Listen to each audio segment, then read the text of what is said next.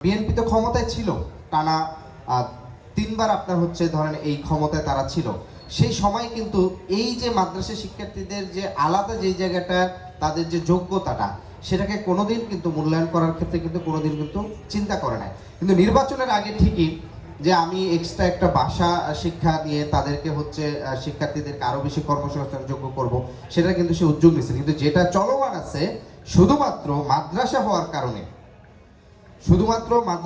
কারণে সেটাকে আলাদাভাবে মূল্যায়ন করা হয় না। এটা এভাবে বলতে পারতো যে আমাদের কিছু কিছু মাদ্রাসা দীর্ঘদিনের চর্চা, সেখানে 4টা ভাষা শেখানো হয়। আমরা জাতীয়ভাবে সকল শিক্ষা প্রতিষ্ঠানে আমরা 4টা না পারে 3টা ভাষা শিখবা, তাহলে কি হয় যে আপনার এই যে মাদ্রাসার চর্চাটা তাকে কিন্তু সোসাইটিতে আপনি আপলিফট করতেছেন, তাকে কিন্তু পাঞ্জাবের জগতে একটি বিশ্বস্ত নাম শাবাব এথনিক ওয়্যার।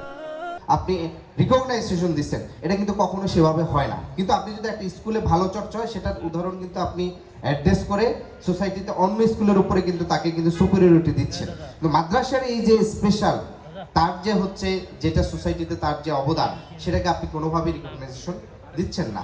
তো ফলে আমি যেটা বলবো যে আমাদের এই মাদ্রাসা শিক্ষার্থীদের এখন পর্যন্ত আলাদাভাবে এই যে আমাদেরকে সেমিনার করতে হচ্ছে, এটাকে প্রথম হচ্ছে রাষ্ট্রকে প্রত্যেক নাগরিকের প্রত্যেক শিক্ষার্থীকে সমানভাবে সমান সুবিধা দিয়ে সমানভাবে অ্যাড্রেস করতে হবে তার অবদানকে, এবং তার কোন কোন জায়গায় এক্সট্রা হচ্ছে তাকে হচ্ছে রাষ্ট্রীয়ভাবে তার হচ্ছে সে অবদানকে কাজে লাগানো যায় সেই জায়গাটা অ্যাড্রেস করতে হবে।